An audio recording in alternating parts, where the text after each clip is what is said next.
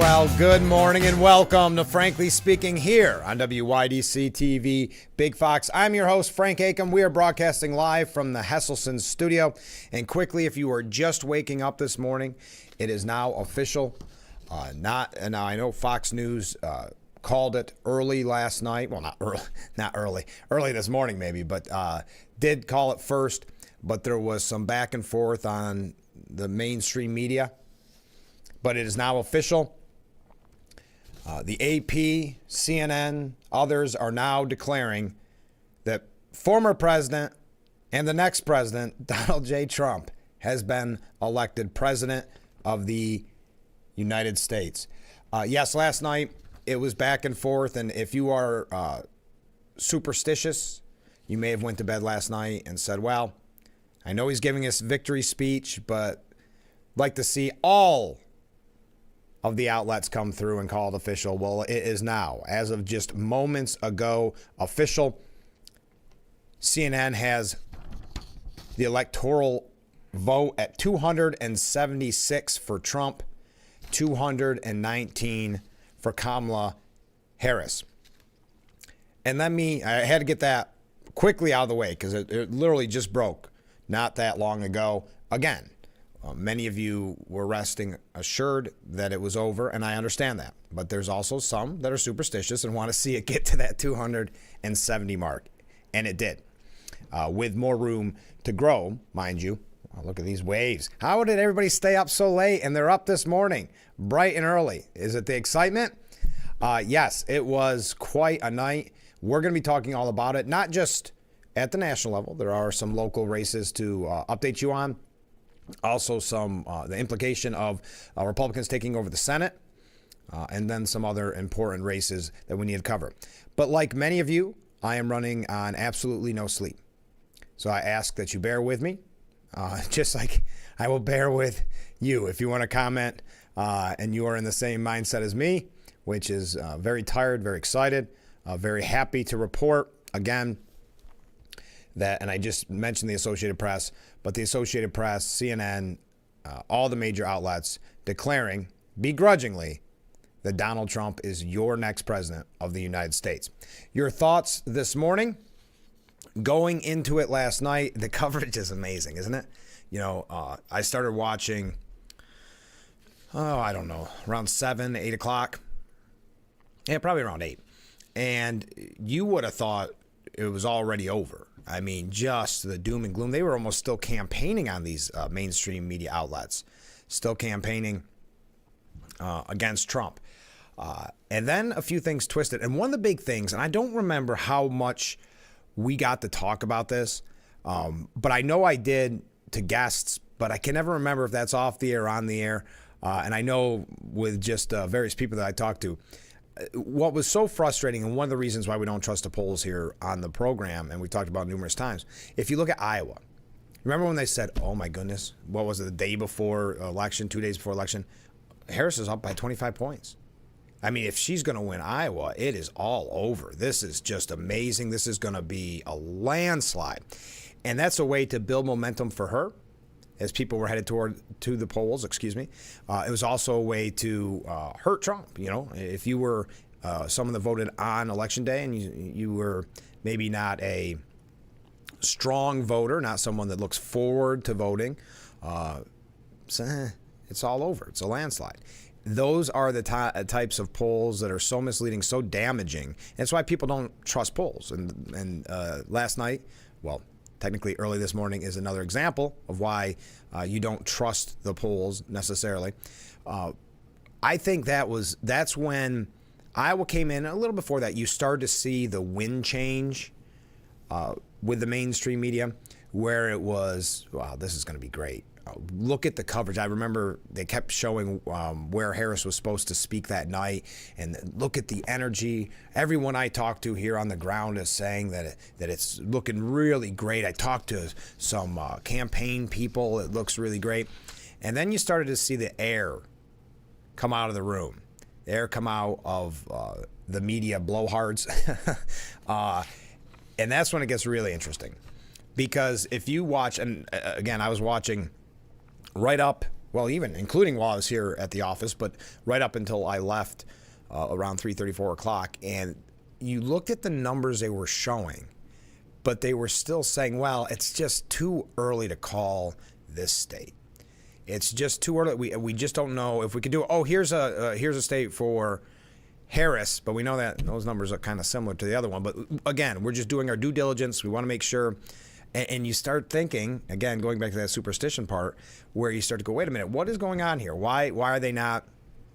What are they trying to do here? What are they trying to do to all of us? So it is with excitement again that I hopefully, maybe this is the first place that you heard it, but it is now officially declared that Donald J. Trump is the next president of the United States, J.D. Vance, the next vice president. As of right now, Republicans have the Senate, and the House is unknown. I know. Watching Donald Trump's, I guess that's all you could call it, a victory speech last night, early this morning. That's going to be tough for me to not keep making that mistake. He said he won the popular vote. That is not official as far as I'm aware at this point, but it still looks good. But him declaring all these victories is quite funny. So let's go through some comments, because we do have a lot to get to this morning. But we had a couple comments after the program, and I do appreciate the viewers who took time out of watching the coverage last night and early this morning to text the program. If you are new to the program, that's the number on the bottom of the screen. Feel free to reach out at any time. But hello, Frank. Well, hello.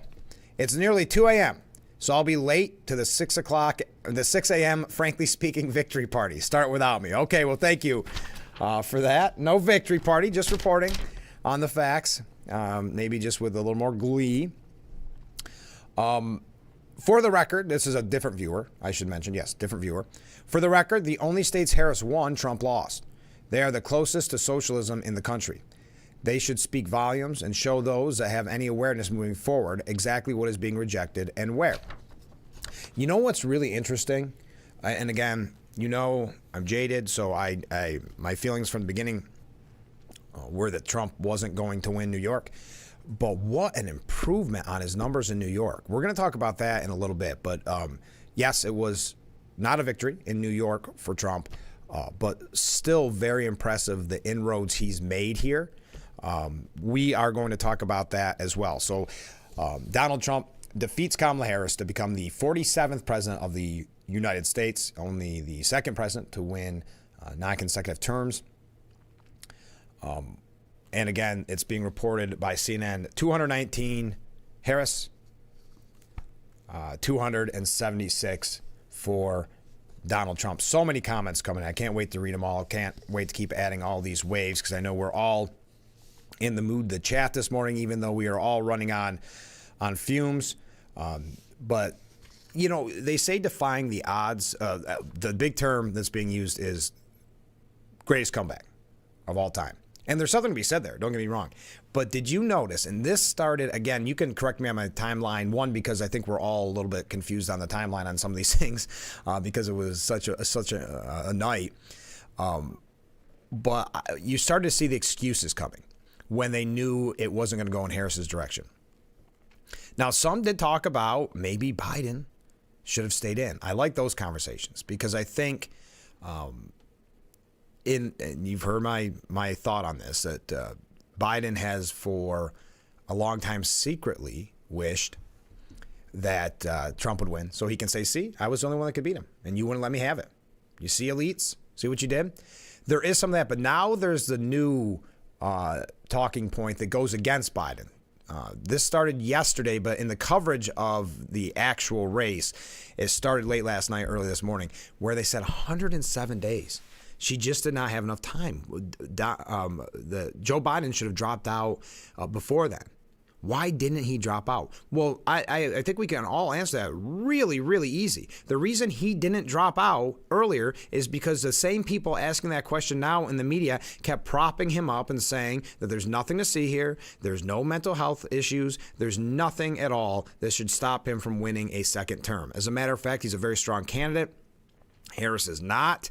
And keep in mind, Harris was a part of that scandal. And this is in no way, shape, or form trying to rub salt in the wounds Not that they're sitting around their hotel watching Frankly Speaking this morning in the Harris campaign, but it's in no way a way to rub salt in the wounds. It's just saying that they were a part of that cover-up, of that scandal that kept Biden in too long. Now, do I think if Harris had more time that she could have won? I personally don't. And the reason I say that is I think it's pretty simple. The momentum at the beginning looked almost insurmountable if you were watching the media. That faded away the longer it went on.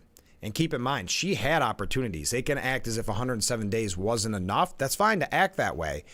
But there was a lot of missed opportunities at the beginning to do more interviews, to give more one-on-ones, to give press conferences, for heaven's sakes.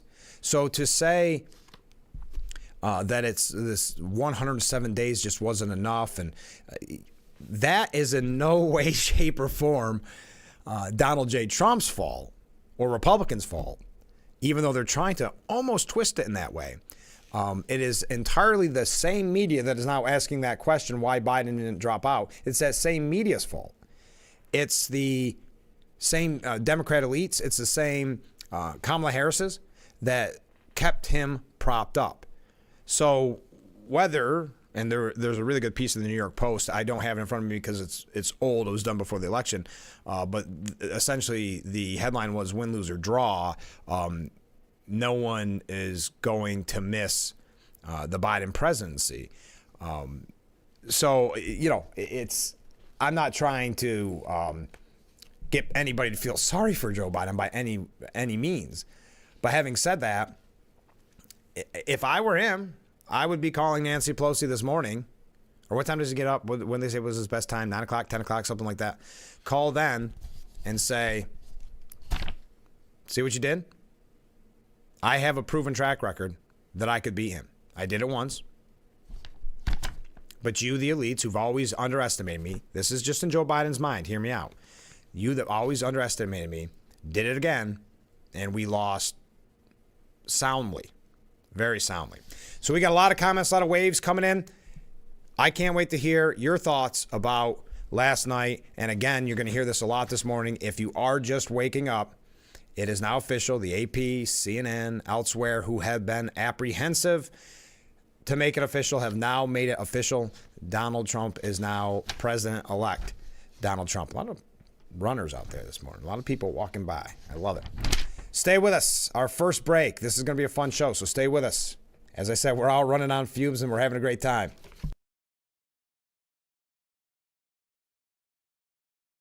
Attention, Elmeron may lead to vision loss. If you have suffered vision problems after taking Elmeron to treat bladder pain, call the Hearn Law Firm.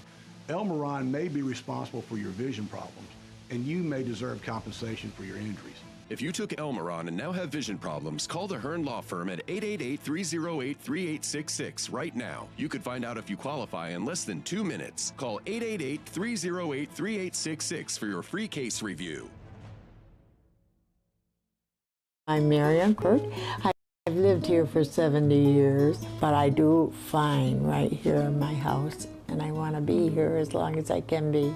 And I feel comfortable knowing that if something happened to me, someone would know because of the cameras that are installed in various spots in my home. That has been a wonderful gift to me to be able to have that security and that support from Full Circle America, and that's what it's all about.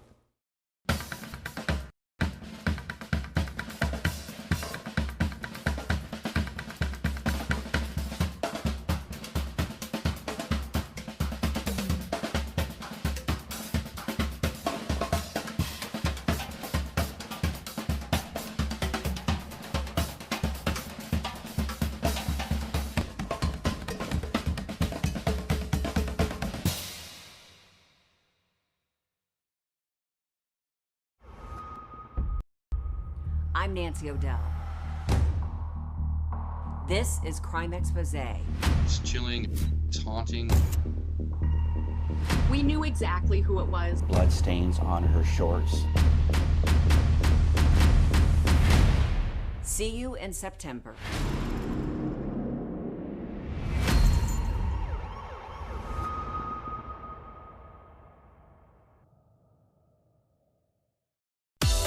website is here now. WYDCTV.com. Local and national news that keeps you informed and involved. WYDCTV.com. Today's weather, up to date and in your town. WYDCTV.com. Sports news, local events, and health stories that affect you. WYDCTV.com. The Big Fox website. Your news here now. WYDCTV.com.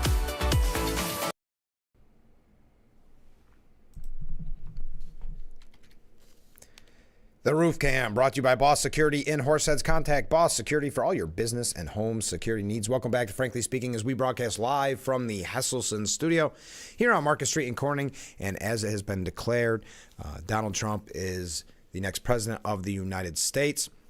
A couple comments from viewers and a lot of comments about watching the coverage, and I appreciate that. Yes, it depended on which outlet you were on, but not even really that much. There was a few times where you could see the desperation, because every panel has Republicans and Democrats. It doesn't matter what channel you're on. Some are just better Republicans than others. Some Democrats are not as good as others. I suppose you could look at it that way as well. But yeah, it was very interesting to see kind of the letdown coming. But let's go through a couple comments from viewers. So happy this morning. I'm glad to hear it. Thanks for joining us. A comment from a different viewer: to paraphrase a memorable speech, this was the moment when the rise of the crazy began to slow and our country began to heal. I like that. Another comment: as the night went on, you could hear in Jake Tapper's crackling voice his inability to hide his depression. During and after Trump's speech, Tapper said a couple times, we miss something? Was Trump a winner or did Harris concede? Trump was the winner. It is now being projected as of right now 276, so he crossed that 270 threshold. I know that Harris is going to give a speech later today. I did not, and I have not. If a viewer wants to correct me, I'd love to hear it. I have not heard an exact time. Isn't this all very reminiscent of 2016, by the way? It's almost deja vu, like we could all still be sleeping, because you had, at the end, Trump giving rallies right up to the last minute. And then you had the star-studded rallies that Harris and Hillary had, that it was more about the celebrity than the candidate. And then you go into the night and, you see what happens. And just like Hillary not giving the speech the night of, don't you feel bad? Put aside politics. You've got to feel bad for the people that stood there all that time, wanting to get a great spot, or just wanting to, quote unquote, witness history at Harris's victory party or whatever, watch party. They don't call them victory parties, but watch parties. And then right at the last minute, a guy comes out and goes, Harris isn't going to give a speech. Very reminiscent of Hillary Clinton. But going back, saying I almost felt sorry for him, meaning Jake Tapper. The grin on my face showed otherwise. Yes, it is really interesting to watch, because first of all, look at how they present it in the media. It's always from a standpoint of wanting Harris to win, right? When you watch the coverage, not on Fox, but if you watch the coverage on other outlets, because that's where I tried to go just to see what they're saying, if they're spinning something, if they're happy, if they're sad, just to get a feel for it. And when you watch them, everything is under the guise of, well, this is what she needs to do. This is what Harris is doing now. And it's all about assuming that everybody else watching, just like their friends, the bubble that they live in, all want Harris to win. So it's all about catering, if you will, their coverage, thinking that it's all Harris supporters when it's not supposed to be. It may be, but that's not really who they're supposed to be speaking to, but it really shows their true colors. So the same with what this viewer's saying, that depression you see, it's real. The times when you turn it on and it looks as if they're on the verge of tears, it's probably because they are. This is not a night that they wanted to be having or reliving again, that's for sure. And you can see that as he put the depression, the asking of questions, going back to reminiscent of 2016. What did we miss? How do we miss this? Because remember, not only did we get a President Trump, Republicans took the Senate, Now, the House, last I checked, is still up in the air, and we're trying to get breaking news as quickly as we can here. So bear with me on that, and that's why I love if you see something. If you see something, say something. Text me so that we can be up to date on everything. I am trying to search as we go, but it's a little tough to do so while I'm on the air, so it's more commercial break type thing. But defying all odds, and Republicans take back the Senate by flipping the seats in West Virginia, Ohio. Let's take a quick look, and we're going to talk a lot about the national scene. Don't get me wrong, but we're too far into the program already not to have mentioned the local races and some of the guests that we've had on this program and how they did, and so many friends of Frankly Speaking winning last night, and great to hear. And as I said during my promo, during the news, congratulations to anybody that ran. It's not the easiest thing in the world. It does take a lot of work, a lot of dedication. So that's the biggest step, and win, lose, or draw. Congratulations on that. Congressman Nick Langworthy winning by 66 to 33-ish. I'm not going to give you the exact numbers here because it's still 98% reporting, but easy to call that race. Congressman Nick Langworthy in the 23rd Congressional District defeating Thomas Carl. Senator Gillibrand did defeat Mike Sapercone, and we're going to talk about New York in general here in just a little bit. But Gillibrand beating our friend Mike Sapercone 58 to 41, again, ish. Bear with me on that. I know a lot of people disappointed this morning. I've heard many people text over on the show, or me personally, disappointed. But yes, the Prop 1 did win easily, 61 to 38. So Prop 1, the amendment to the New York State Constitution, did pass. Okay, for our friends in Chemung County in the Library District, that proposition was successful. In family court, Chemung County Family Court, right now, not right now, 100% reporting, you could pick 2 out of 3. We had all 3 candidates on. I'm very happy of that. But the winners, Mary Tarantelli and Brian Maggs, defeated Matthew Bizzetti.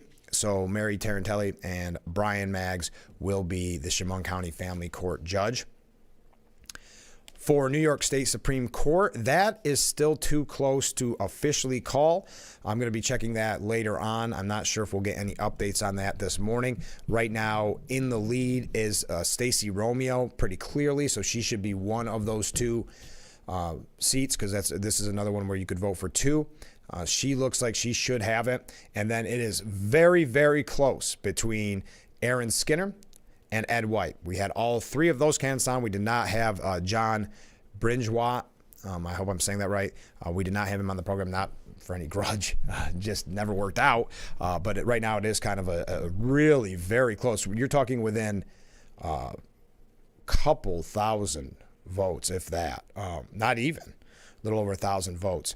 And then, how about this one?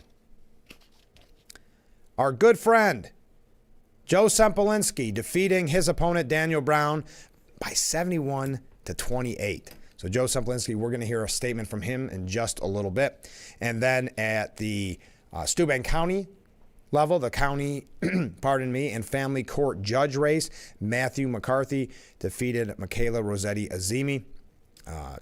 Matthew McCarthy receiving 70.23% of the vote as of reporting, and Michaela Rossetti Azimi receiving 29.77%. A couple other ones that we'll get to here in a little bit. I forgot to check. As a matter of fact, I will do that. I forgot to check about the proposition in Corning for the mayor's term, moving it from 4 years to 2 years, and I didn't actually forget to check. It was just so razor thin the last time I saw the numbers that I know it could have changed. So I don't want to report on anything as of yet. I see more comments coming in. Before we go to this break, let's just because no, we're going to take a break and hear from both Congressman Nick Langworthy and new Assemblyman Joe Sempolinski. So stay with us. This is Frankly Speaking here on WYDC TV, Big Fox.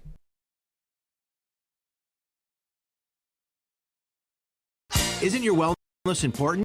Don't you want more energy? Now's the best time to make every day better and relieve those achy muscles and pains than with the Hesselson's Hot Tub. Hesselson's has hot tubs in stock and available for immediate delivery with unbelievable savings. Hesselson's offers 0% interest-free financing for up to 5 full years. Hesselson's carries the only hot tub brand in the industry with the exclusive freshwater salt system that is eco-friendly and easy to use and only enhances your hot tubbing experience. Come in today and see why your next hot tub should be a Hesselson's hot tub. And remember, it's always fun to poke in the corners at Hesselson's.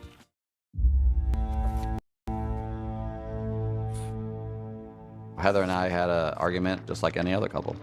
I was lost and lonely. I had snapped, I had a gun, and I was going to take my own life. Heather helped me realize that there was still life to live. For the better of myself, my family, my weapon is now safely put away. My son, Ricky, took his life by the use of a firearm. It broke me in ways that I never knew that I could be broken. And I contemplated suicide.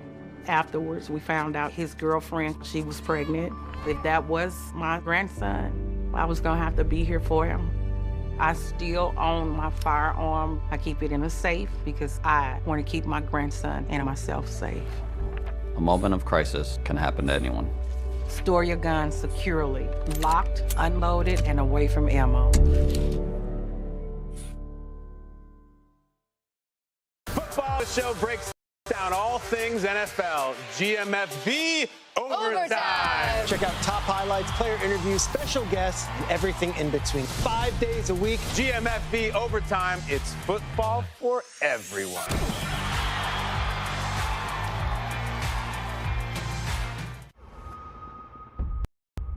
I'm Nancy O'Dell. This is Crime Expose. It's chilling, taunting.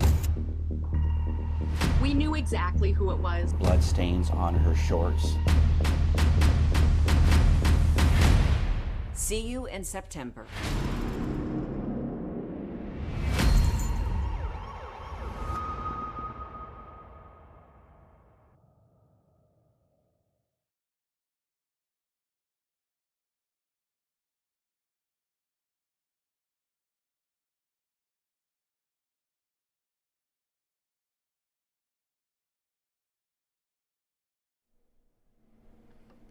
The Roof Cam brought to you by Boss Security. Thank you to Boss Security and Horseheads.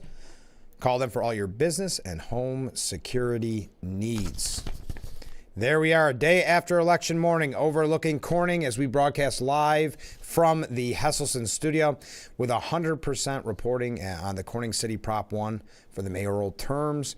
It did not pass, no. And also to a viewer that asked a question about Prop 1, I think I answered that, but just to be on the safe side, if you missed me saying it before, Proposition 1 did pass pretty significantly here in New York. But there is some good news coming out of New York. It's not all bad news, okay? We're going to talk about it here in just a little bit. Here's a comment from a viewer. Good morning, Frank. Well, good morning. We won, yes. Trump-Vance 2024. Now Trump has to clean up and fix the destruction caused by Biden and Harris. And we'll leave the name calling out. They had a tough night last night.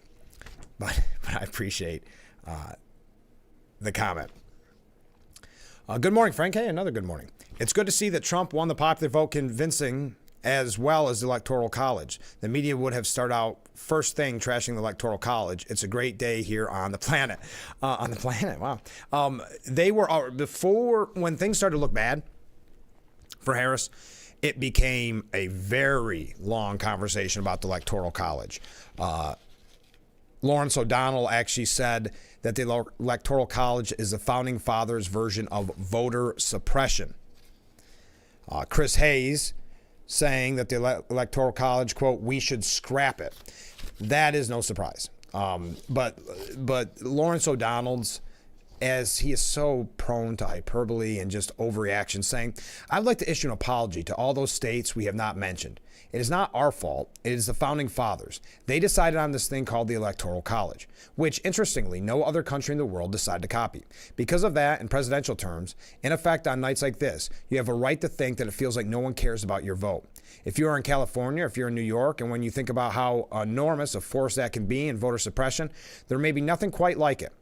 Imagine if California voters ever got to think that their votes for president mattered. There are 7 million people in California who don't vote. They are registered, they don't vote today. Most of those, if they voted, would add millions to Kamala Harris. This electoral college problem is one that bedevils us in the 21st century as it never has before. Anyway, okay, enough on that, on the electoral college, but to that, the viewer's point, good point. Let's talk for just a moment because we mentioned the local races, and feel free, any questions you have, I'll do my best to answer them with the result information that I have. I'm trying to keep everything updated and keep everything as fresh as possible. As we had mentioned numerous times already, if you are just waking up, Donald Trump has been declared the winner in the presidential race. To some of you, you may say, yeah, I know I heard that late last night, early this morning, before I went to bed, and I agree, but I wanted, call me too cautious.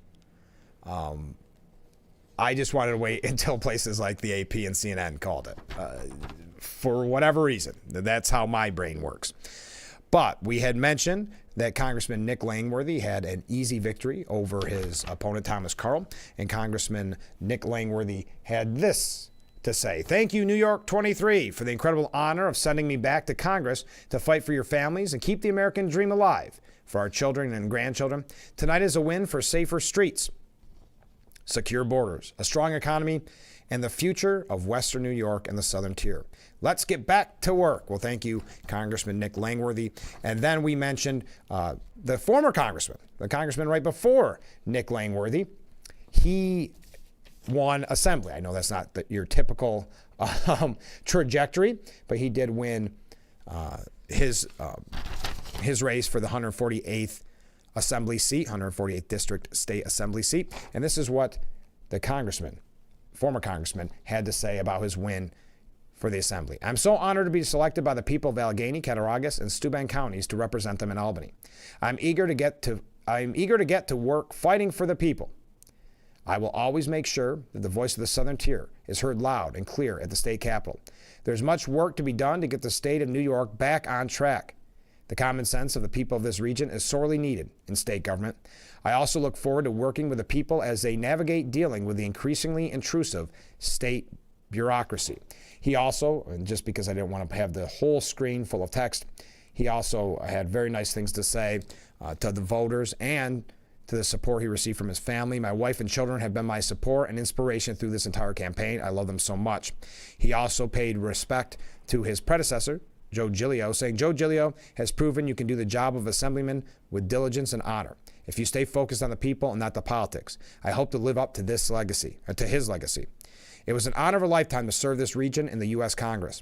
I am blessed to be given the trust of the people once again. I won't let you down." So that is now Assemblyman.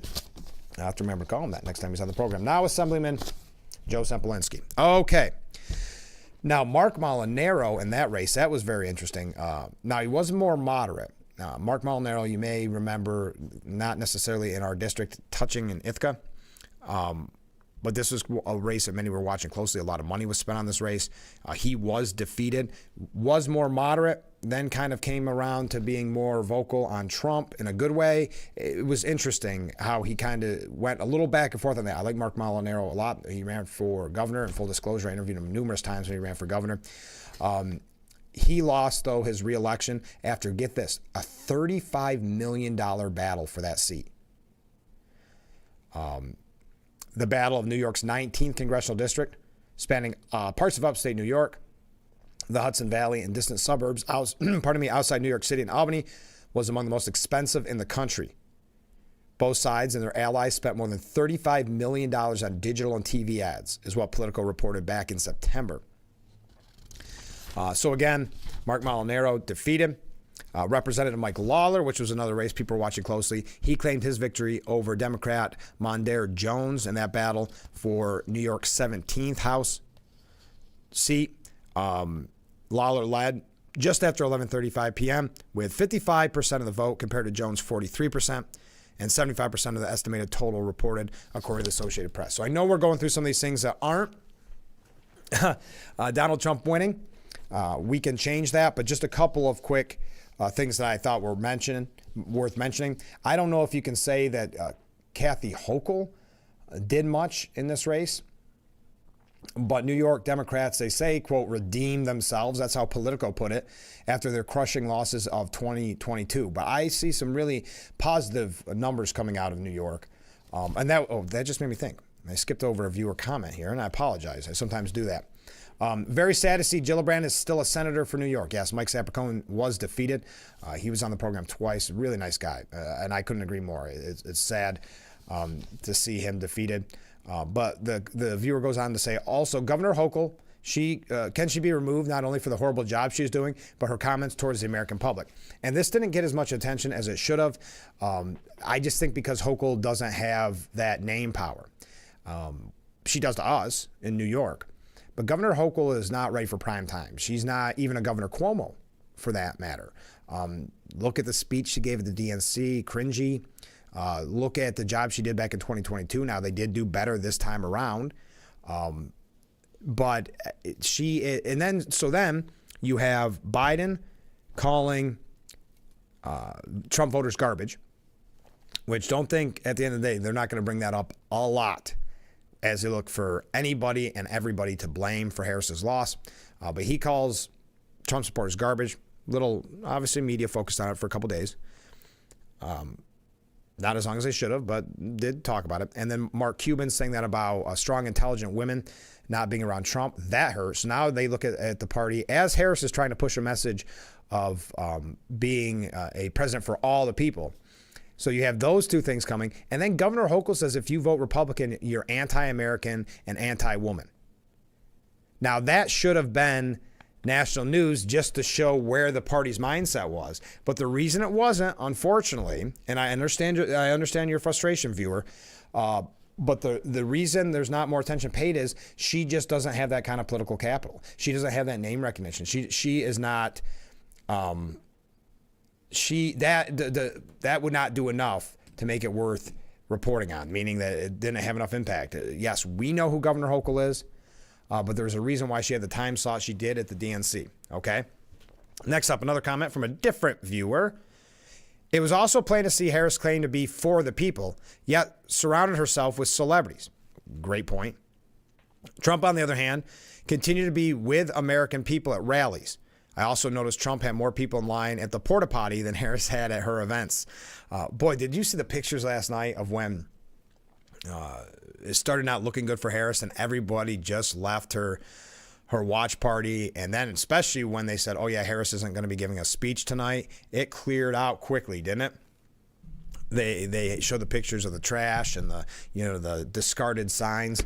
One other quick thing, and we're going to get back to Trump when we come back from this break. But Texas Senator Ted Cruz, this is another example. This reminds me of Iowa, where they said, oh, Iowa, Harris is winning Iowa by like 25%. And if she's doing that, she's got the momentum. She's going to win in a landslide. And they kept pushing this. And that right to me was a red flag because Iowa wasn't going to be that kind of victory. But they were hoping to fool you. And that's what, and they would say it's an outlier. But that one outlier poll, do you realize how much they focused on it?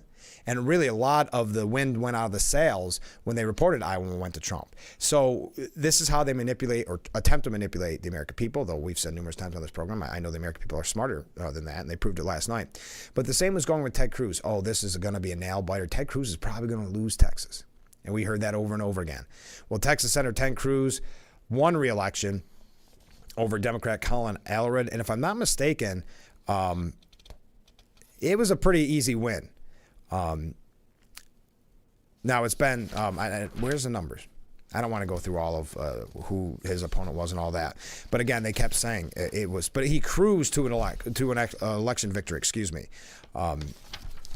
So and I don't have the numbers, and I apologize, I don't have the numbers right in front of me, but Ted Cruz defeating his opponent in Texas, and they've been telling us for how long that was not going to be the case. So again, we got to take a break. If you are just joining us, it is official, and it is beneficial for a little bit of time now. I know Fox News called it late last night, but other outlets have reported it this morning as well, that Donald Trump is now President-elect Donald J. Trump. So 45th and 47th president.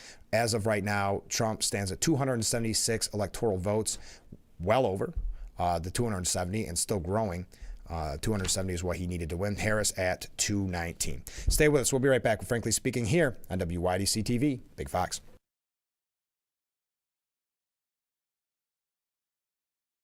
Now you can leave home and leave the tanks behind with Inogen, the portable oxygen concentrator that moves with you. This little box changed my life. I can now do all those things that I want to do. You just press the button here, and there's my oxygen. Inogen portable oxygen systems are small and light and deliver up to 12 hours of medical-grade oxygen on a single charge. Now that I've got my Inogen, I've got my freedom back. I'm back to living again. Try an Inogen system free for 14 days. Call now. Hi, Blaney, a third-generation race car driver, and we dedicate a lot of our time to going as fast as possible. My grandpa Lou is the reason why my dad and I started racing, and I'm really proud to follow in his tracks. But when my grandpa was diagnosed with Alzheimer's, it was a very unexpected bump in the road for us. I've learned a lot on this journey with my grandpa Lou, and the memories of my grandpa will always be with me. And in our family, we're used to getting involved, and I encourage you to do the same, especially when it comes to caring for your loved ones. When I think about Alzheimer's and the impact it had on my family, I recognize that losing a race isn't such a bad day after all. It's important to notice if older family members are acting differently, experiencing problems with their memory, or having trouble with routine tasks. Talking about Alzheimer's can be really tough, but if you notice something, have a conversation with your loved one. Encourage them to see a doctor or offer to go with them. Early detection of Alzheimer's can give your family time to explore support services, make a plan for the future, and access available treatments. If you or your family are noticing changes, it could be Alzheimer's. Talk about seeing a doctor together.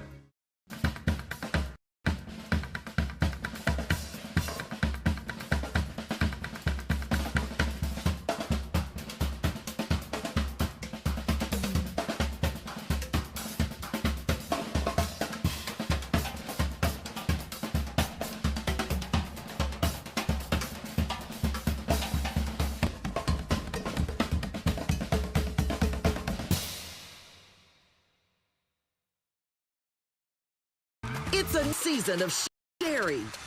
Having a good time has always been my #1 goal. I tend to get crazy. At my age, I should not be jumping up and down like that. And if you don't know what I mean, ask your mama. The young ones, y'all like, we don't know what you're talking about. But I promise you, in 30 years, you will. It's the best time in daytime. Weekdays at 2 p.m. on Big Fox.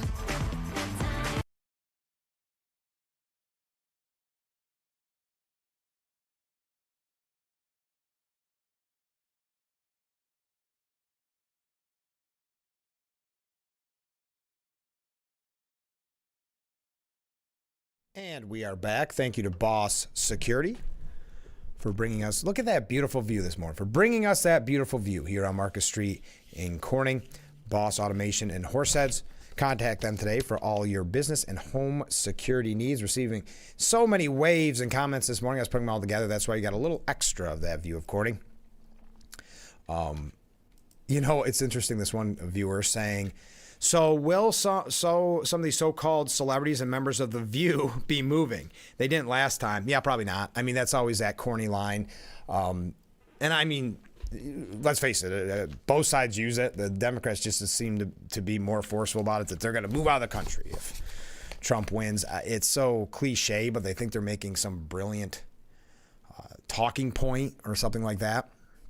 I never quite understood it. But to your point on The View, that was really interesting last night. How many, they didn't turn on The View necessarily, but saying that Harris's response on The View, when she said that she can't think of anything differently she would do than Joe Biden, they put a lot of blame on that. But I go back, because they're complaining about 107 days, and she only had 107 days.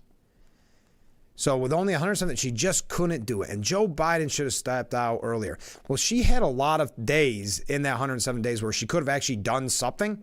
She could have done an interview, could have done a press conference. So I just don't buy that. I think this is, they're looking to make excuses. Because remember, it was big money, big money, and the media and the Democratic elites that pushed Joe Biden out. So who's now making excuses and blaming Joe Biden? Now, I'm not saying for 1 minute that I think that Joe Biden would have defeated Donald Trump. But we don't know. He did it once before, right? Isn't that the argument? Isn't that the whole argument he ran on? And that's why they protected him for, in their term now, too long? Because I know I keep stressing this, but I think it's worth noting. that the same people saying, why did he stay in so long, were the same ones defending him and protecting him from any kind of scrutiny on his mental health, any kind of scrutiny. They were even saying, why don't we get Harris out of there? She's not a good candidate. We'll put somebody else in as VP, and Joe Biden might do better. So they then now act shocked and say, why didn't he get out earlier? This stinks. You were the ones propping him up. So they have to save face, right? Because they did keep that scandal hidden. They kept Biden's mental health hidden. So they can't blame themselves, right? That's not what commentators and those in the media do. They can't blame themselves. Harris can't blame herself. It's got to be Biden's fault. Again, I know people disagree with me on this, but you got to start feeling bad for the guy at some point. They keep kicking him and kicking him on while he's down. To blame him, and you can put blame on his shoulders, sure. But he generally thought, for better or for worse, that he could win, that he was going to be victorious at the end of the day. So if he felt that and didn't realize some of the issues that he had, that's not necessarily his fault, because in his mind, he can say, and he's not wrong, that he was the only one that defeated Donald Trump. And they could still say that. He could still say that. I don't know. I find that part to be so fascinating, but I'd love to hear your thoughts on it. I'd love to hear your thoughts on the news that it is now President-elect Donald J. Trump, that Donald Trump has been elected President of the United States. I would love to hear your thoughts on it. So before that, one other comment. Thank you, Frank, for always keeping us informed. Well, you're welcome. I appreciate that. Stay with us. We're running just a tad bit late. This is Frankly Speaking here on WYDC TV. Big Fox, I forgot what commercial break I'm on. We'll be right back.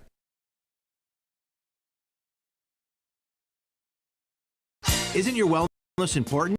Don't you want more energy? Now's the best time to make everyday better and relieve those achy muscles and pains than with the Hesselson's Hot Tub. Hesselson's has hot tubs in stock and available for immediate delivery with unbelievable savings. Hesselson's offers 0% interest-free financing for up to 5 full years. Hesselson's carries the only hot tub brand in the industry with the exclusive freshwater salt system that is eco-friendly and easy to use and only enhances your hot tubbing experience. Come in today and see why your next hot tub should be a Hesselson's hot tub. And remember, it's always fun to poke in the corners at Hesselson's.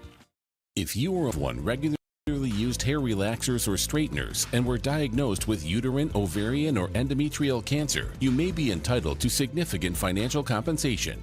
I've used hair relaxers for years. I had no idea they could cause cancer. Chemical hair relaxers and straighteners have been linked to serious conditions, including several types of cancer. How do I know if I have a case? Call 844-292-6222 and consult with one of our attorneys to find out if the products you used are part of the lawsuit.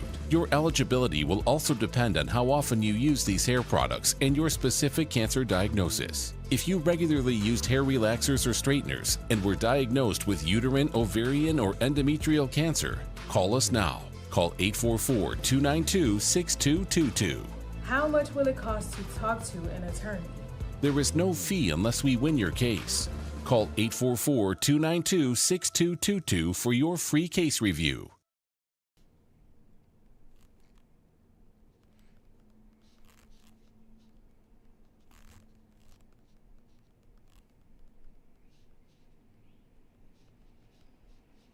And we are back. Sorry, I have so many texts coming in. Folks, I can't tell you how much I appreciate it. Keep your comments coming in. If you have any questions about any races that you have not seen maybe listed, let me know. I'd be happy to tell you them. At the top of the hour, I'll go through some of the local races again, because I think that's very important. And I've mentioned it numerous times this morning, of course, early this morning. It was announced late last night by Fox that Donald Trump had been elected president of the United States.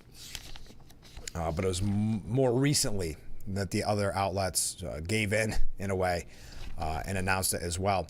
A comment from a viewer. Morning, Frank. Good morning. I think that the Democrats were struggling to find a suitable replacement for Biden, and that Harris was a last recourse. Yeah, I think you're right. But let me do this just for a second. Just have fun with it. Do you think, because obviously the party he had been loyal to for 50 plus years was ousting him, was holding essentially a coup, is there any chance that Biden endorsed? Because remember, it was reported that Obama wanted Mark Kelly and some others to maybe be in there. You heard from some big names of maybe doing a truncated primary.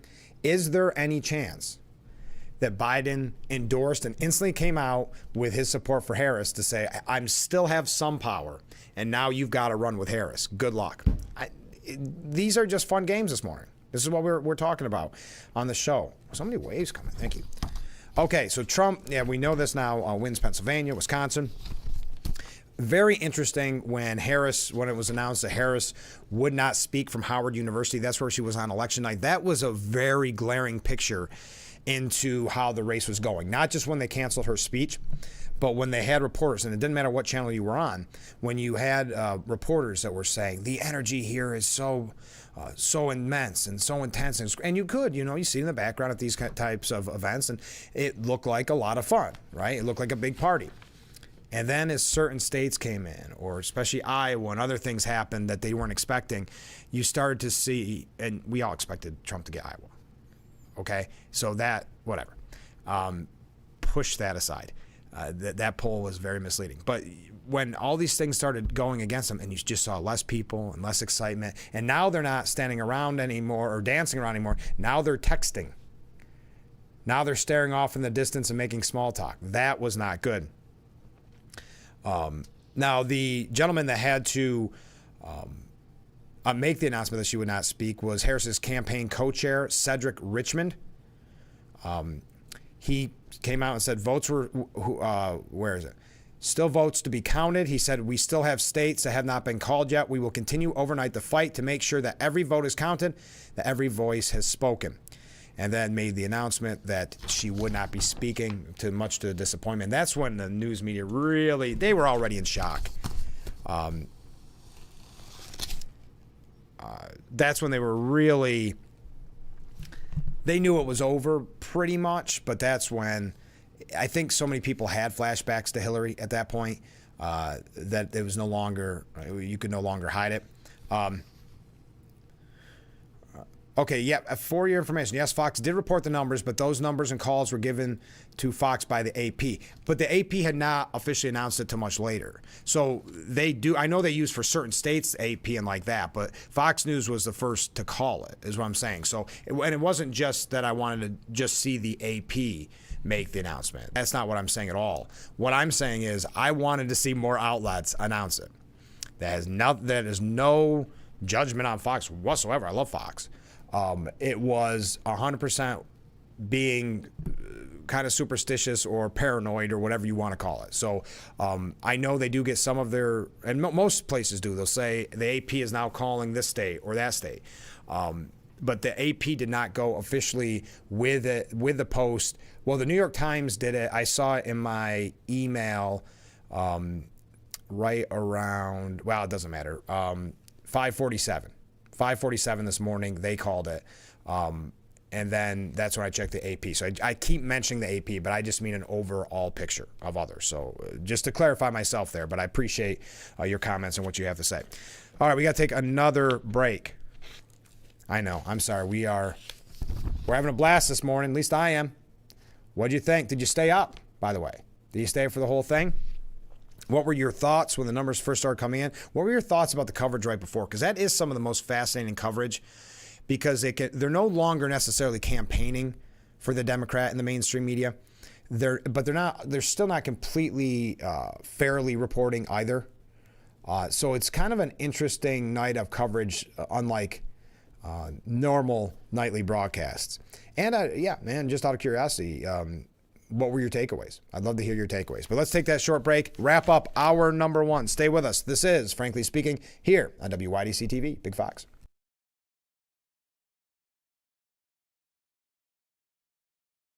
There's a reality in healthcare today. People are facing rising costs. At Excellus Blue Cross Blue Shield, we're here to make sure no one faces them alone.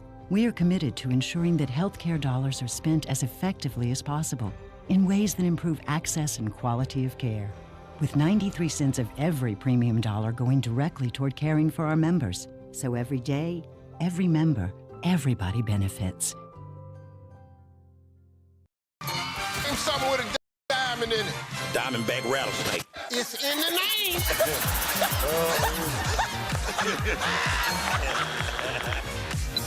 Name a low-calorie food you might make your edible underwear out of. Salmon. Watch it weeknights. Share it the next day. Wild caught Norwegian teriyaki. Sharing the fun. Weeknights on Family Feud. 7 and 7:30 on Big Fox. Shell Missy face off in Why can't we watch DuckTales?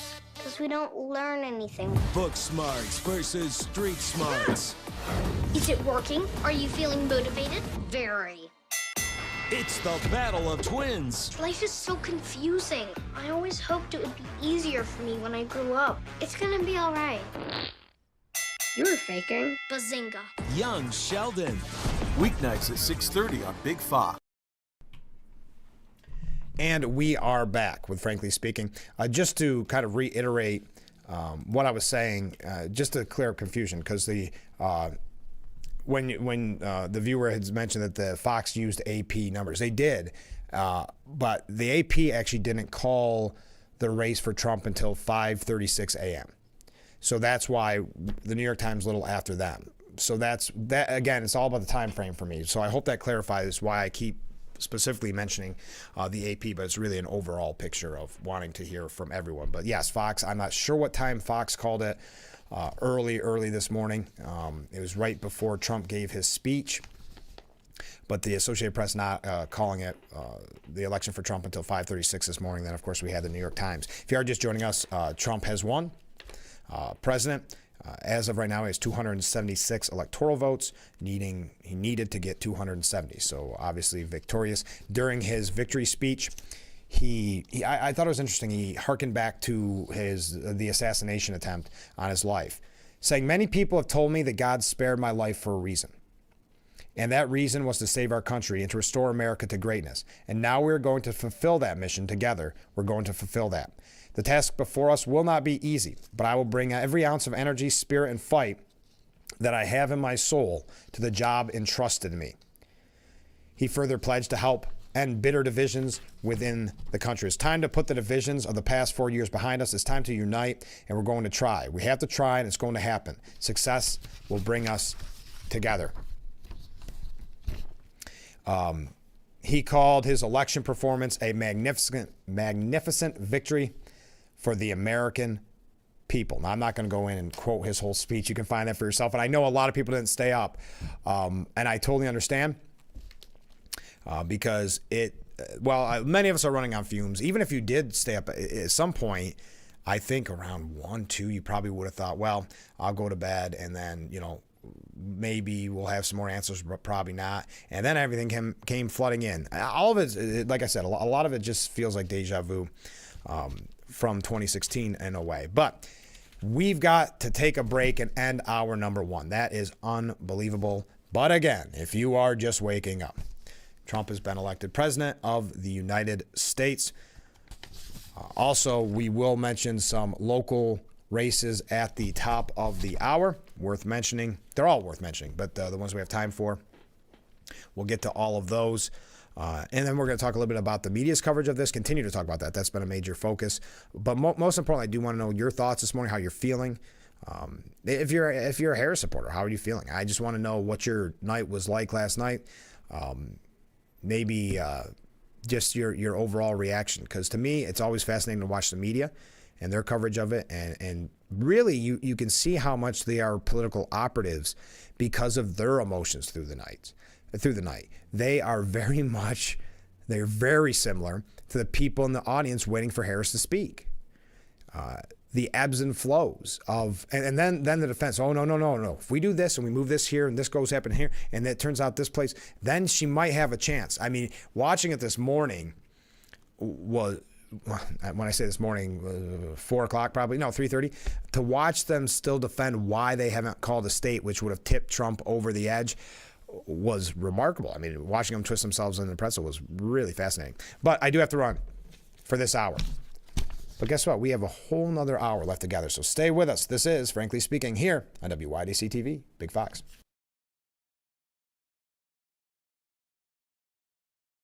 Have you been unable to work for over a year due to a mental or physical disability? Were you recently denied Social Security disability benefits? Great news. You may be eligible for money, back pay, relief.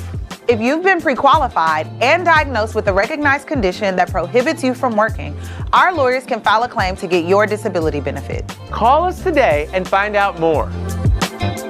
Call now, 844-617-0440.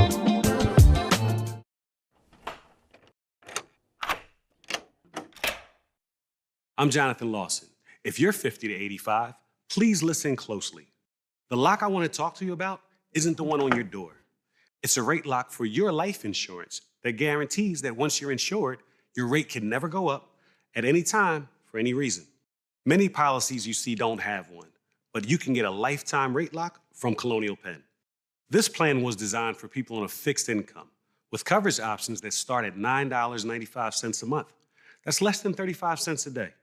Your rate is locked in for life. Coverage can never be canceled, and your acceptance is guaranteed. You cannot be turned down because of your health. See for yourself. Call for an information kit and gift. Both are free with no obligation. Call 1-800-781-9990 for your free information and your free gift. That's 1-800-781-9990. 1-800-781-9990. Call.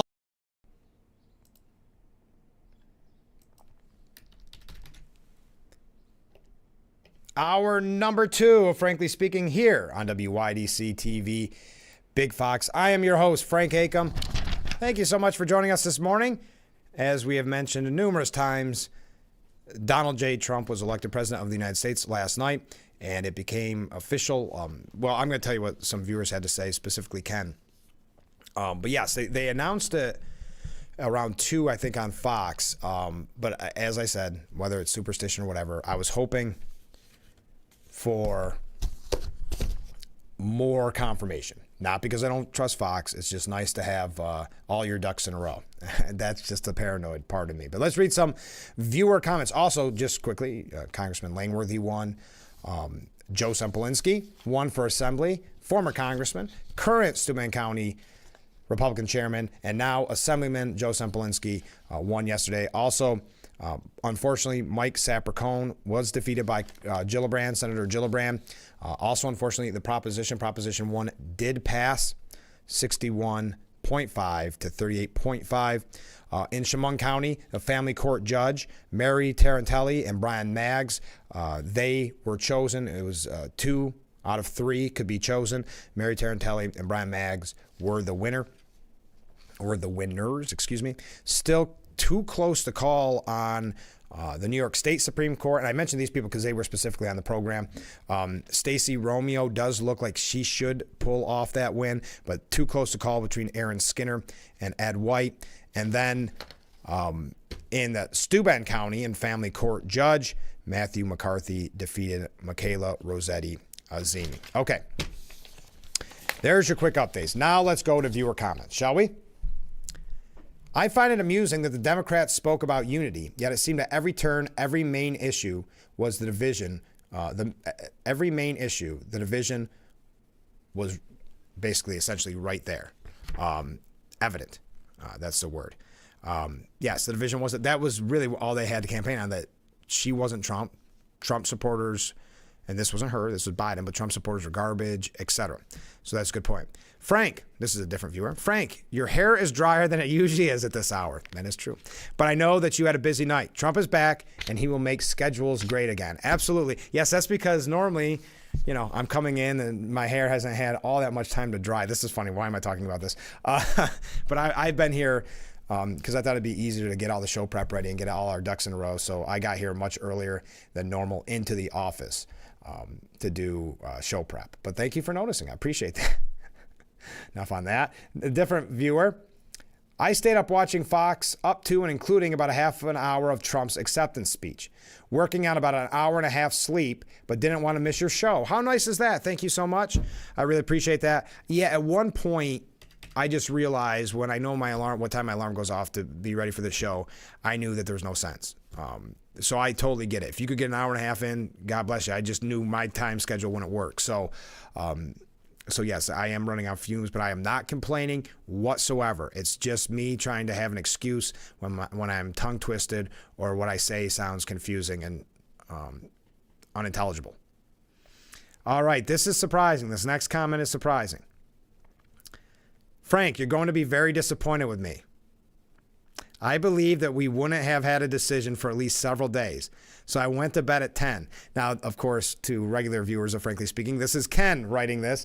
And the ironic thing, Ken, and I didn't read it this morning because we got off to such a great start with so many things to say and so many new things to say. Someone had mentioned yesterday after the program that they knew they weren't going to be able to stay up for the whole thing. They were just going to be too nervous. But they said, don't worry. I'm sure Ken will fill us in. Ken always does a great job, something to that extent. And you do. So it's funny that I stayed up and you didn't, Ken, but I have one. You're up like 7 at this point. Just the fact that you got through the DNC every night, I'm just teasing at this point. Me staying up one night means absolutely nothing compared to that, what you did for that service you did for our show. Okay, my wife got up at midnight to check on the results, and when she saw that Fox called it for Trump at 2, she got me up to let me know. I cautioned her that Fox's results weren't official. Yeah, and that's, thank you. You worded that so much better than me. That's what I've been trying to say all morning. That's not to knock Fox at all. It's just that I wanted to hear more. But I checked CNN, who had Trump still about 30 electoral votes away. So I went back to bed, knowing that there were still a lot of opportunities for the Dems to make up ground. Getting up this morning to watch more results and seeing that all media was now calling the electoral and popular votes for Trump, it was very heartening and somewhat renewed my faith in the people of the USA. But then the cynic in me started thinking about who had the biggest win here. The Republican candidate was Donald Trump, with a proven record and clearly the most bombast, colorful, and most energizing candidate that has ever run for office on either side of the aisle. The Democrat candidate was Kamala Harris, the most dishonest, unqualified, and unlikable candidate that has ever run for office on either side. The spread should have been huge between the two. So far, it isn't real close, but it's not huge. With the presidency, the Senate, and the House, the Republicans shouldn't rest on their ability to win elections. Trump can't run again. They should work to fix the election system so it can't be rigged, and they should work to get ethics and honesty back into the legacy and social media outlets. Thank you, Ken.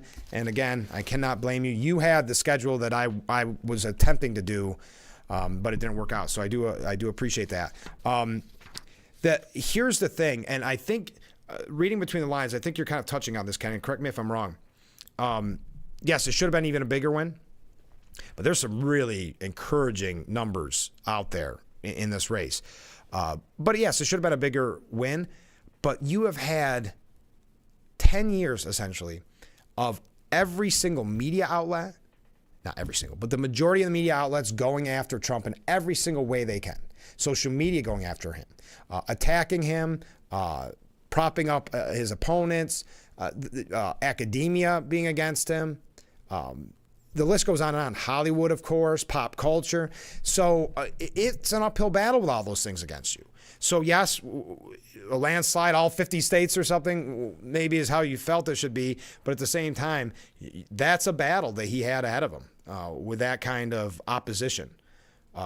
So to win in the way that he did, very impressive. I'm not saying you're not saying that, but I do agree that Republicans have a lot of work to do. J.D. Vance saying the nation witnessed the greatest political comeback in the history of the United States. What do you think now? And listen, we all had fun watching the coverage last night, having fun this morning. Isn't it great to see J.D. Vance give a speech and just to think those two working together, but also the future for J.D. Vance, just to think about that. Just to think, because even Trump saying last night, we essentially threw him to the lion's den and gave him all the media outlets no one wanted to do, and he loved it. He ate it up, and he did a great job. Even, at the rallies, which I thought was a really unique thing to do at the rallies, doing half rally and then turning over the other half to questions from the press. And that was local press, national press, not knowing what they were going to ask and handling it great, handling it perfectly. But as I mentioned, and when we come back, we're going to talk about it and, of course, continue to read your comments. But there's some really interesting numbers looking at New York. Now, again, I don't always want to be the bearer of bad news and always be Mr. Doom and Gloom and say, oh, New York's lost cause in these. And I'm not saying that. I think very often we have to take a step back, and when we get a small win or we see numbers go in the right direction, like the numbers that Lee Zeldin had against Governor Hochul, yes, it was a loss, but we also have to look at it as a little bit of a win in New York because we are dealing with a lot, okay? Also, I want to get your opinion, which I do think is very interesting. The 107 days that everybody, it almost sounded like an echo chamber on, I won't say which outlet I was watching this morning, but it was, well, she only had 107 days. She only had 107 days. She only had 107 days. 107 days. Well, again, the same people that are talking about this and upset that she only had those many days were the same ones keeping Biden in the race. So why didn't Biden get out? Because you guys were propping him up and talking about how he was fine. His mental health has never been better. He's a great leader. And then when you saw the debate and said, uh-oh, now you get out of there, get out of here now, it's hard to take that. That's what I mean. It's just now they're looking for that scapegoat. And they believe, again, the scapegoat to be Joe Biden. I think Joe Biden is at least a little bit in his heart of hearts saying, should have gave me a shot. Who did they ask last night? Was it Jen Psaki? Someone asked Jen Psaki about that. Should Biden have stayed in it instead of the whole should he got out earlier, asking should he have stayed in it? There's a point to be made, and I would love to hear your thoughts, especially if you're a Democrat. Would you have rather seen a race now that, it's all over? These are just mental games, but now that's all over, would you have liked to seen a scenario where Biden stayed in it? That's what Biden's hoping you're thinking. But we've got to take a short break, so stay with us. We'll be right back with Frankly Speaking here on WYDC TV, Big Fox.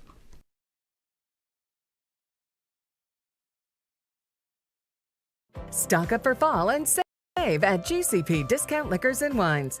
On 1.75-liter Grey Goose vodka, normally $42.99, on sale for $38.99.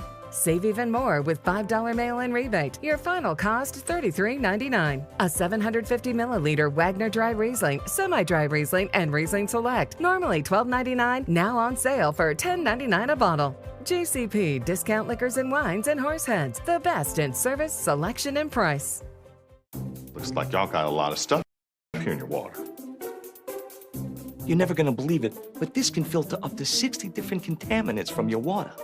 It's all about cleaner drinking water. Dude, that's good water. And that's good water. Now that's good water. That's good water, eh? No matter where you live, there's a Culligan water expert nearby. At Culligan, we think about your water, so you don't have to. Call today to schedule your free water test. Are you over 50? Would you like to get up to 33% more income in retirement? Call now and get this free book, Annuity Do's and Don'ts for Baby Boomers, from a leading financial firm on maximizing your income in retirement. And if you call right now, as a bonus, we'll throw in a free annuity rate report. Don't miss out on this opportunity because supplies are limited. Both books are yours free, just for calling Annuity General today. Call 800-354-5972.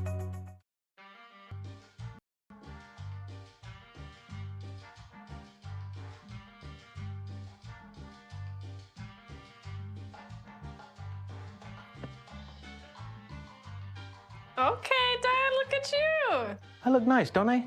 I see you. Yeah. Adding your own flavor to fashion comes with age. Oh, man, that's the best one yet. Forgetting how to add doesn't.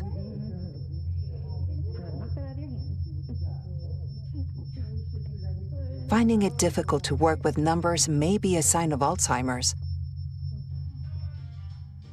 Dad, are you okay? An early diagnosis can help improve the quality of life for your loved one. High school. Yeah. Hey, Dad. Do you want to talk about what happened earlier? Learn the warning signs of Alzheimer's. Some things come with age.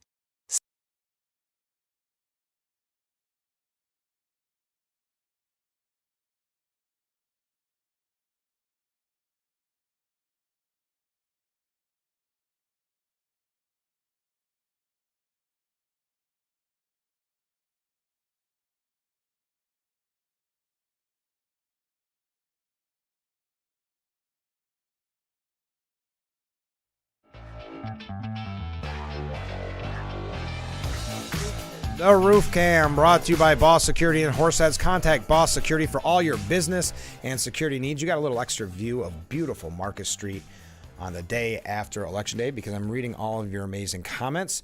I'm trying to put them all together. We will probably read those in the next break because I just didn't have a chance to get to all of them. But thank you so much. One question someone was asked, any more news about the bomb threats in Pennsylvania? No, that was quick. And I thought, was it in Pennsylvania or was it Georgia? I have not gotten any updates on that. And I don't care if she had 101 years. When you have no substance, people lose interest. Yeah, again, that was some of the coverage last night. It's very, very rare, but some of the media did take a hard look at why it was a failure. Her campaign was a failure. And you had to have some type of substance there. And someone said, well, she mentioned her connection to working class Americans. No, she just kept saying that she came from a working class background, middle class background. That does not prove substance. So anyway, so many more comments and so many more waves coming in. We'll get to them. One other comment before we go. Promises made, promises kept. That's right. Thank you for that. And keep the comments coming in. We'll read more here in just a moment. As I had mentioned, if you are just waking up, because I know some people stayed up too late, I don't blame you, or maybe never went to bed at all. Donald Trump has been declared the victor by the AP, New York Times, CNN, and elsewhere. And if you have any questions on local, I'm not going to continue to keep reading them. But if you have any questions, if you missed something and you want to know what the result was, it would be very easy for me to look it up. So just let me know. As I've been saying all morning long, good news coming out of New York. Trump saw a 50% boost in the New York Jewish vote compared to 2020. Very interesting. Donald Trump saw a whopping 50% increase in his support among Jewish voters in New York on Tuesday compared to the last presidential election. Roughly 45% of Empire State voters who identified as Jewish cast their ballots for the Republican nominee in 2024, compared to just 30% who chose him as their candidate in 2020. Also in New York, this, in the 2024 presidential election, marks the closest New York has come to turning red in 30 years as Trump support surged in New York City. Now, I know we all get down and say, well, he didn't win. It's just an increase. You got to, it's one piece at a time, to quote Johnny Cash. We got to keep trying and not giving up. The 2024 presidential election marked the closest New York has come to turning red in almost 4 decades, with Donald Trump becoming the first Republican in 20 years to keep the spread under 20 points. I know it's a low bar that we're trying to beat, or high bar, I guess, that we're trying to beat, but it's still worth mentioning. Kamala Harris was leading Trump by just 11.4% of the vote, with just 6% of ballots yet to be counted, according to the State Board of Elections. The margin between Democrats and Republicans hasn't been as slim since Michael Dukakis beat George H.W. Bush by a narrow 4.1% all the way back in 1988, before ultimately losing the election to the Republican contender. Oh, is that who? Was it Dukakis or Mondale that missed the Al Smith dinner? And they kept saying that was a sign for Harris, and now, interestingly enough, maybe it was. Since then, Democrats have maintained a strong lead, which has still yet to drop back into the single digits. So the resurging Republican support was heavily seen in New York City, with Harris suffering the weakest turnout for a Democrat candidate in the Big Apple since 1988. So maybe there's something to be said there about maybe if Trump would have campaigned even more. I think it was important that he campaigned where he did. But with a margin like that, I am pleasantly surprised by that. Even if it is still a loss in the state, it shows that we're making headway in New York for some changes, in my opinion. So again, this marks the closest New York has come to turning red in 30 years as Trump support surged in New York City. Also, man, I have so many things to bring up. Well, I want to talk about the media's coverage of all this. And as you know by now, the Senate is in Republicans' hands. Now, Mark Cuban, who really did a lot more damage than I think they realized because of the timing of his statement. So Mark Cuban was a Kamala Harris surrogate. So he was giving an interview on The View. So The View was pretty harmful to Harris overall, whether it was her not able to distance herself from Biden on The View, or him saying that on The View, which is that Trump doesn't have strong, intelligent women around him. The timing was horrible. Now, what's fascinating about that, I know we had a viewer that said this too, not fascinating, that's not the right word. What's interesting about it is that, as a viewer said, he's so arrogant. Yes, Mark Cuban believes he is some type of political mastermind. So for him to say that goes to show you how not ready for prime time he is, how he isn't ready for the big show. So when he said that, it was piggybacked off of Joe Biden having recently said that Trump supporters were garbage. So then you started to get this picture of a Harris campaign that was really not a big fan of the American voter or the American people in general. But Mark Cuban, and that was a long story. You knew that history. I didn't need to get to it, but I wanted to give a little background story. So Mark Cuban did, and he did this early. He said Trump won presidential election fair and square, and then he congratulated Elon Musk as well. Congratulations, Donald Trump. You won fair and square. Congrats to Elon Musk as well. Godspeed. I think a lot of this, too, is because Mark Cuban doesn't want to be out of the graces of that person who's in charge in one way or another. So he's coming around now and saying, oh, wait. By the way, how about all those people who late endorsed Trump? How excited are they right now that they went all in at the last minute? And wouldn't you love, this is what's so interesting about politics, wouldn't you love to be able to contact that person? I can't even remember who said it, but suggested J.D. Vance was the worst vice presidential pick in presidential history, saying, and this goes to show you how biased they are in the media, saying he was, what was it, the Dan Quayles of Sarah Palin's? Or the Sarah Palin of Dan Quayle, something like that. So it just happens to be the other two bad ones are Republicans, right? But, they painted him as weird. They painted him in all these different ways. But then everybody saw him in the debate. And they saw who the real weird one was and who was the intelligent, calm, cool, and collected one. And that was J.D. Vance. And then you saw Walz, who, again, now that we see the numbers, I don't know what kind of difference it would have made, but you've got to look at Pennsylvania and go, why in the world? And I saw a lot of people talking about this, and we've talked about it for a long time on this program. Why in the world would you not have picked Josh Shapiro, the governor of Pennsylvania? Especially when it was really, they thought it was going to be really even more down to the wire in Pennsylvania. So why is that? Now, there was a speculation at the time because she didn't want to lose that kind of anti-Semitic vote, as Josh Shapiro is Jewish. And yes, unfortunately, as Van Jones said, there is a marbling in the Democrat Party of anti-Semitism. So maybe she made that decision for that. I don't know.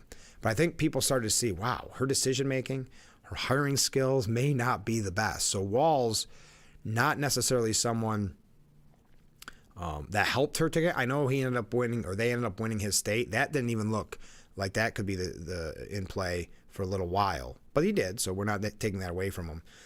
But again, boy, still don't understand the non-Josh Shapiro pick. Speaking of Van Jones said, "This is a shock. The Republican Party can claim to be a multiracial working class party. That is a shock." That's because of Trump's massive gains with Hispanic and black voters this election, particularly among males and in swing states compared to his 2020 totals. We got to take a break. Stay with us. We'll be right back with Frankly Speaking here on WYDC TV, Big Fox. When we come back, your comments. So stay with us. We will be right back.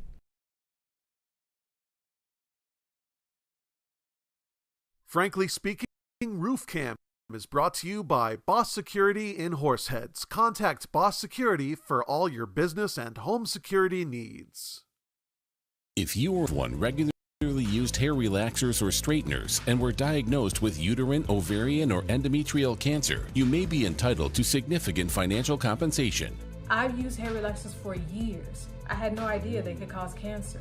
Chemical hair relaxers and straighteners have been linked to serious conditions, including several types of cancer. How do I know if I have a case? Call 844-292-6222 and consult with one of our attorneys to find out if the products you used are part of the lawsuit. Your eligibility will also depend on how often you use these hair products and your specific cancer diagnosis. If you regularly used hair relaxers or straighteners and were diagnosed with uterine, ovarian, or endometrial cancer, call us now. Call 844-292-6222. How much will it cost to talk to an attorney? There is no fee unless we win your case. Call 844-292-6222 for your free case review.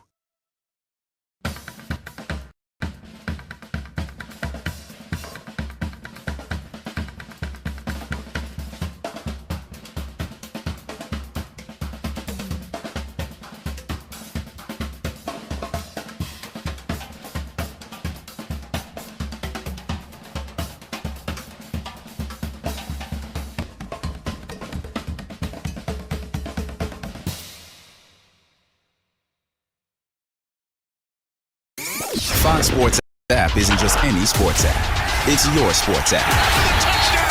Your teams, your highlights, your scores. Get more of what you want. To the end zone. Stream your teams live. It's free with your pay TV subscription. Grab your Fox Sports app today. The Bix website is here now. WYDCTV.com. Local and national news that keeps you informed and involved. WYDCTV.com. Today's weather, up to date and in your town. WYDCTV.com. Sports news, local events, and health stories that affect you. WYDCTV.com. The Big Fox website. Your news here now. WYDCTV.com.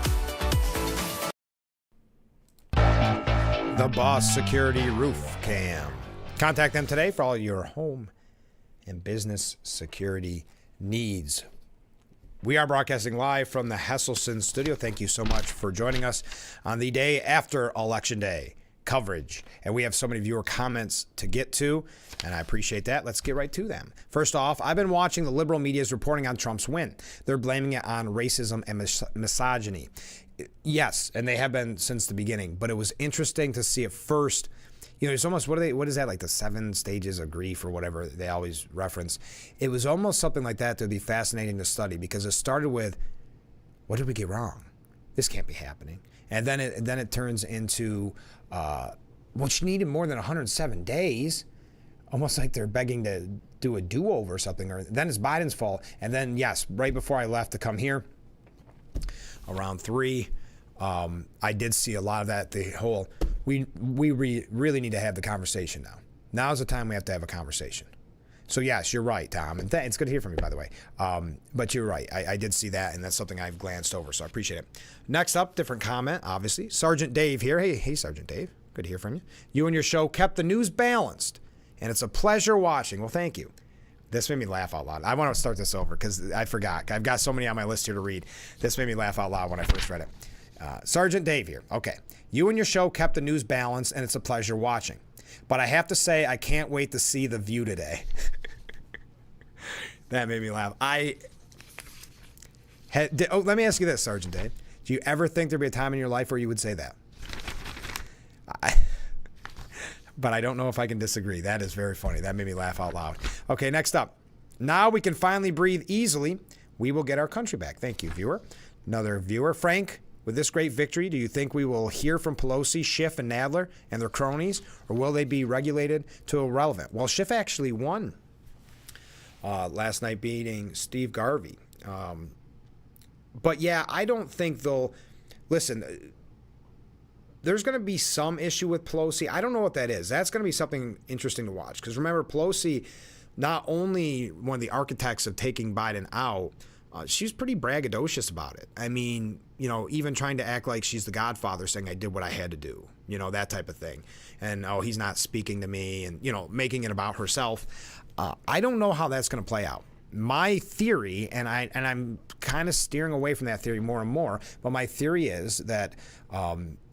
a lot of people are going to blame the Pelosi's, the George Clooney's, all these people that called for Biden to step aside, because who knows? At the end of the day, he could be president this morning. Well, he is president this morning. President-elect, re-elected. How's that? And that's probably a good reminder that Joe Biden is president, just if you forget. But yes, he could have been re-elected. We don't know that. So he can make the argument that the elites, who in his mind have always underestimated him, that they underestimated him again, and he could have beat him because he's the only one that ever has. I don't know. So to me, it would make Pelosi irrelevant. I think who it really makes, well, it does make Pelosi irrelevant, in my opinion.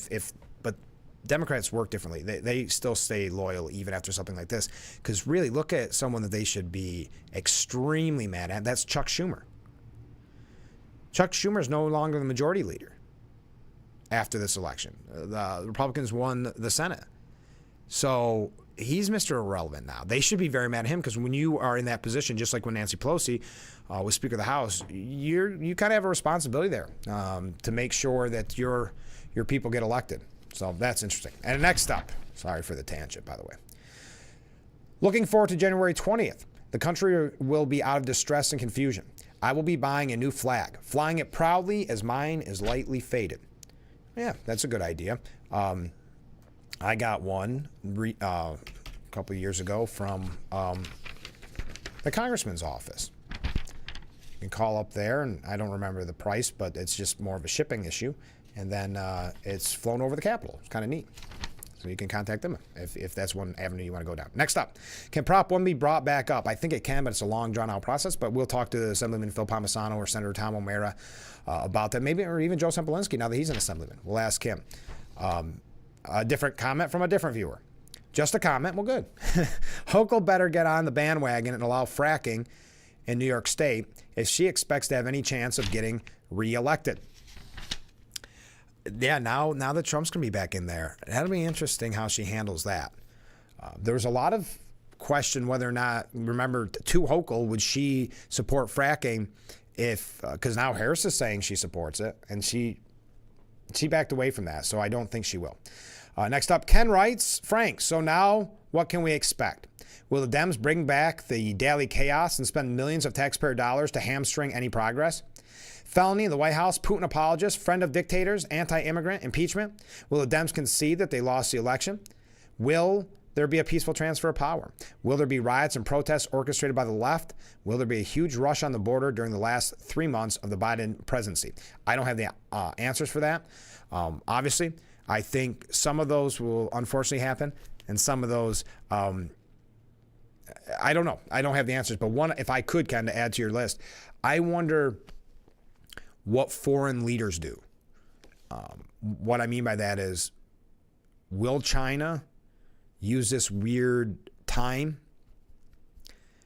between Biden being in power to when Trump takes over to invade Taiwan, knowing that Biden probably won't do anything? I don't know. That I say that fearfully. I hope not, because I don't think Biden would do anything. But yeah, all of those are very good questions. I am going to find it interesting when you talk about January 6th or you talk about Inauguration Day, January 20th. It will be interesting to see, because remember, last time Trump won in 2016, that it was, well, during the inauguration, there was protests outside of the parameters, but the next day was that big march. Now, that was, I think, at the time, correct me if I'm wrong, relatively peaceful, so I don't see any problems there. And there's nothing wrong with peaceful protests. We know that. But how are things going to be? Because it worries me with the divide in this country, and I think we're on the same page there, Ken. Now, Van Jones says it was unfair because Trump had a license to be an obnoxious, we'll say, jerk. That's not the word he used, but we'll say jerk. And that Harris didn't due to her race and gender. I do think it's bitter in the mouth, the racial and gender dimension of this. And the only way that you can kind of begin to see, if you don't see it right away, can you imagine a woman of color acting like Donald Trump acted, even for one day? The kinds of stuff that he said, the kinds of things that he did, the way that he would insult people. If you're a person of color, you don't feel like you have the freedom. You feel like you really are somewhat constrained. You're always running something in the back of your mind, like, how am I going to be perceived? And also, if I say this, will they think that all black people are this way or all women are this way? So there's a license he had to just be a fool, just to be an obnoxious jerk to everyone. And for people to go, well, he can't still be president. There's nobody who doesn't have that, I don't know what that says there, but that feels that free. One Canadian media pundit who was on Canada's CBC said that Trump's win, quote, directly out of Hitler's playbook. So he must be watching American news to get some talking points. On PBS, a liberal commentator was mystified and lost it over Trump's strong performance on election night. Now, this obviously, when you hear strong performance, was written before it was declared. And if you're just joining us, yes, he has been declared the winner by the AP, CNN, elsewhere. Okay. Jonathan Capehart on PBS said there's a shift right, and then there's a shift to Trump. I am mystified in some ways, simply because we're talking about a twice impeached, 4 times indicted, convicted on 34 felony count former president. We'll talk about the biggest comeback of all time. I mean, because that's what they wanted, right? They wanted those terms forever labeled on him, and they thought the lawfare would work. And I think, who knows if they'll ever write in history books, but I think if you really were to look at it, I think the lawfare played so much into Trump's favor at the end of the day because people were sick and tired of it. They may not want to vote for Trump, but they don't want someone telling them they can't vote for Trump. But continuing, this is what Jonathan Capehart had to say. That's one bucket, then in another bucket. You have all these things that he's been saying on the campaign trail that gets to the decency. I am mystified that despite all of that, he's gaining support relative to 2020. Capehart further bemoaned that the election could be indicative of who we are as a country, adding that from what I'm seeing right now, I'm not sure that I like it. Well, on that note, let's take a short break. Do you like it? Let's hear about it. What did you think last night? But stay with us. We'll be right back with Frankly Speaking. How are you feeling this morning? Honestly, I know many of you stayed up past your bedtimes, and that's why I can't thank you enough for being with us this morning. So many waves, so many comments. We're having a blast this morning. So stay with us. We'll be right back with Frankly Speaking here on WYDC TV, Big Fox.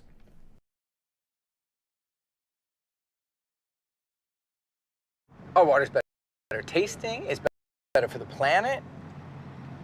That's great, sir. Can I take your order? Oh, number 3.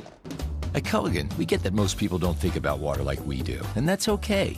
You see, when we install our drinking water and softening systems, we're thinking about filtering contaminants and the minerals that make water hard. So you can just think about softer, cleaner, better tasting water.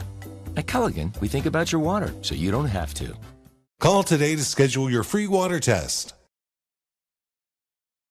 Introducing a brand new kitchen appliance that does all the work for you. A hassle-free solution that sears food, stirs it, even shreds it in one pot that you can set, then forget about, and come back to delicious, perfectly prepared meals that cook up to 60% faster without having to do a thing, except enjoy a little extra free time. From the trusted brand Power XL, there's the StirMax Multi-Cooker, the revolutionary new countertop appliance with a built-in auto stirrer that gives you the freedom of adding your favorite ingredients and walking away. No more stirring food. StirMax is the one-pot solution that does everything for you. The secret is the unique pot shape and groundbreaking StirMax technology that's automatically programmed to rotate the paddle clockwise, then counterclockwise to help prevent jams and food from burning while infusing flavor. Powerful enough to even shred food. With large 7.5 quart capacity and lightweight, attractive design, the entire pan goes right to the table. StirMax features 9 different cooking functions: saute, slow cook, cook stews or soups,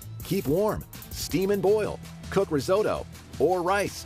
Plus, the multi-step smart presets, StirMax or BraiseMax, that sears and sautés food before automatically switching to simmer. With premium ceramic coating that's BPA, PFOA, and PTFE-free, scratch-proof, and won't ever stick. Then the entire pan goes right into the dishwasher. Now, you can try the Power XL StirMax Multi-Cooker with tempered glass lid and recipe guide in your home for 30 days for just $14.99. But it gets even better. You also get the entire bonus package absolutely free. You get the steamer and rice basket. For fresh, healthy meals, the StirMax serving spoon and ladle. It snaps right on top of your StirMax, plus $100 in free grocery coupons. We'll even ship your order next business day absolutely free. Plus, every StirMax comes with a 1-year ironclad VIP protection plan and a 90-day money-back guarantee. This is an exclusive TV-only offer, so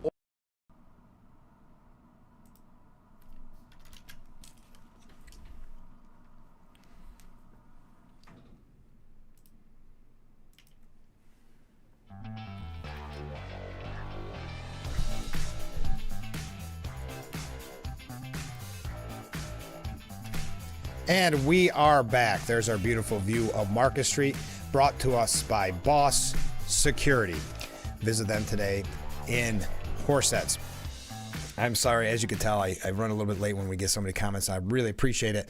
As we broadcast live from the Hesselson studio, we're getting so many waves in too. Thank you for joining us on this day after Election Day. To some of you, like myself, feels like kind of a run on to the same day. Glad to have stayed up the whole time, though. Here we go. Some comments from viewers. You're right. I have never watched The View before. It will be so funny. Thank you, Sergeant. That's so funny. I don't know why this makes me laugh so much because, The View is not necessarily looked at as entertaining to some. But it will be interesting to see how it goes. So thanks again, Sergeant Dave. Sorry. Okay, next up. Regarding the Democrats' impeachment of Trump, during Fox's coverage of the election when Trump was given the nod, the dizzy Democrats started harping that Trump is going to employ lawfare against those do as I say, not as I do hypocrites. Yes, they're going to start talking about, they've been talking about it nonstop, actually, haven't they? Where it's, I'm afraid he's going to lock us up. Anyway, Harris was saying it on the campaign trail. He has an enemies list. But next up, another comment from a different viewer. Dems keep bringing up the felonies. What about the ones Biden would have had if he was competent? Also, yes, and that's from that report saying that they couldn't put him on trial. Correct. Also, Biden always complained about people paying taxes. Did he and Hunter pay on the China money? Now people are just going all on The View here. Ken saying, just when I thought the day couldn't get any better, one of your viewers made it even brighter. I've never watched The View, but I will today. But then I have a comment from a viewer that says, I can't watch The View. I have a smart TV. Very nice, everybody. I like that. What happened to Proposition 1? Thank you. Yes, if anybody has any questions about the election, we covered them earlier a couple times, and I didn't want to get in repetitive mode. Proposition 1 passed easily. So it was a yes vote, unfortunately. But yes, it did indeed pass. If you have any questions about any other races, feel free to text me at that number on the bottom of the screen. But yes, Proposition 1 here in New York did pass. Now, Joy Reid said that Kamala Harris ran a flawless campaign. Okay. She then went on to repeatedly blame white women for the lackluster results, which is very interesting because that was really the big talk at the beginning. That's from the reported by the New York Post. Really, at the beginning, that was where the main focus was, wasn't it? And how do you feel when you're watching the coverage and they interview them? I understand man on the street. It's fine. But they sometimes act as if that one person they meant is indicative of everybody in that state. Or of that gender or whatever the demographic is they're looking for. It's akin to when someone goes, well, everybody I know voted for Harris. I don't see how she couldn't have won. Well, no offense, but you don't know that many people that it can look at the numbers we're talking about swing, how much it takes to swing a state. So I just find that the man on the street kind of idea, though interesting at times, overused, much like the exit polls. I hate the nonstop talk of exit polls. That just historically, how wrong have they been? Can we give up on them? Or do you still find them useful during the broadcast? Joy Reid also, since I mentioned her, raged against fascist-type government after Florida abortion amendment failed. It's pure Project 2025 in miniature in Florida. So it's pure Project 2025 in miniature in Florida, Reid said. That kind of extremist, right-wing, fascist-type government in Florida. Does that make it a more attractive place, or does it make it more like something of the other southern states that don't get investment? Okay. Just going through some quick coverage. Oh, okay. As I said, I keep saying this morning, very reminiscent of 2016, right? We'll talk about this. This happened in 2016. I think they were prepared in 2020 for it. Many universities did this, but specifically in Georgetown University. They have provided self-care suites for their coddled students who are stressed about Election Day.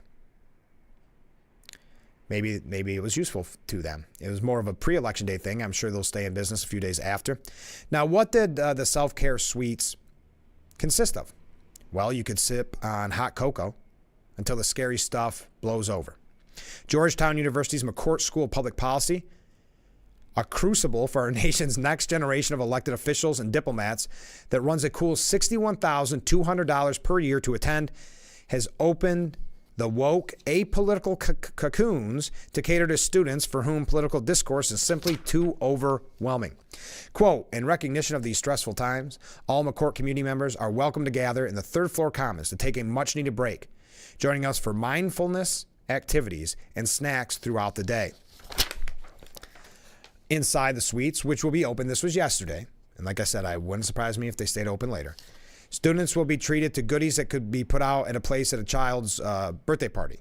There will be I'm being honest here, a Lego station, coloring books, and even milk and cookies and hot chocolate, all at a comfortable removal from anything resembling debate.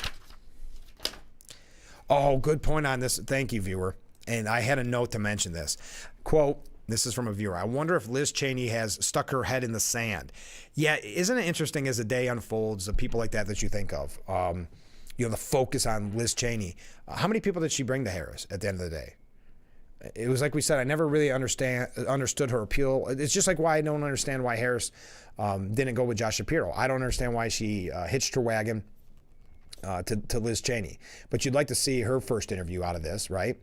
I would argue that she wasn't relevant before this, but I understand why the media made her relevant, if that makes sense. I understand why they pushed her to be quote-unquote relevant.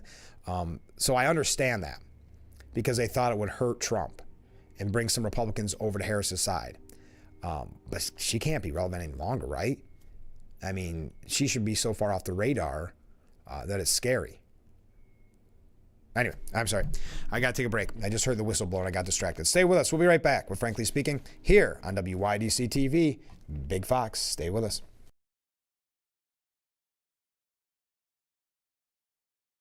If you or a loved one regularly used hair relaxers or straighteners and were diagnosed with uterine, ovarian, or endometrial cancer, you may be entitled to significant financial compensation. I've used hair relaxers for years. I had no idea they could cause cancer. Chemical hair relaxers and straighteners have been linked to serious conditions, including several types of cancer. If you used hair relaxers and have been diagnosed with uterine, ovarian, or endometrial cancer, call us now. There's no fee unless we win your case. Call today. Now you leave home and leave the tanks behind with Inogen, the portable oxygen concentrator that moves with you. This little box changed my life. I can now do all those things that I want to do. You just press the button here, and there's my oxygen. Inogen portable oxygen systems are small and light and deliver up to 12 hours of medical-grade oxygen on a single charge. Now that I've got my Inogen, I've got my freedom back. I'm back to living again. Try an Inogen system free for 14 days. Call now.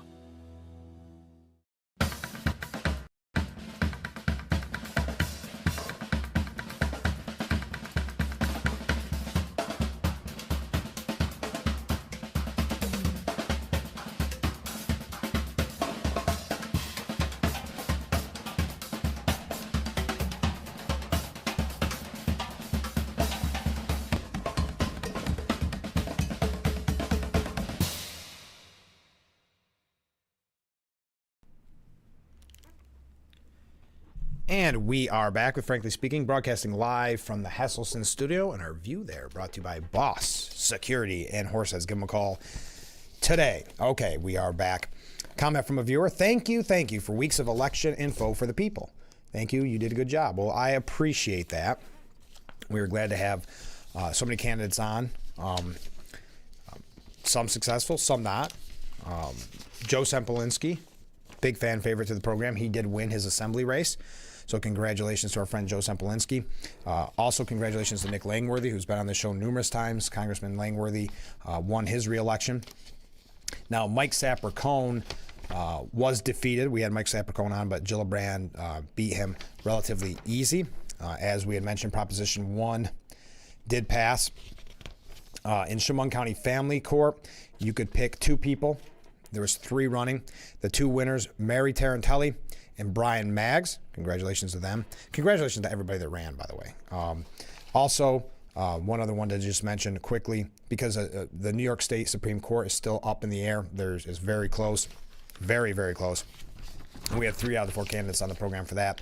And then we mentioned Steuben County and Family Court Judge Matt McCarthy defeated Michaela Rossetti Azimi, 70 to 29%. So we appreciate all of those guests for being on the show this election season, and anybody that was on the show this election season. By now, I'm sure you've seen Ukraine's President Zelensky congratulated President-elect Donald Trump on his victory.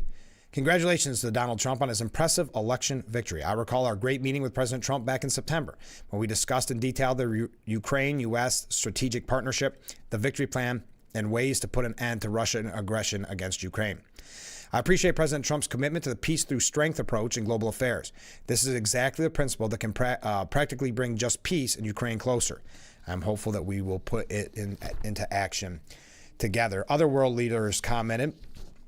Benjamin Netanyahu tweeting out, "Congratulations on history's greatest comeback." And that is a term that's being used this morning by a lot of people, the comeback, right?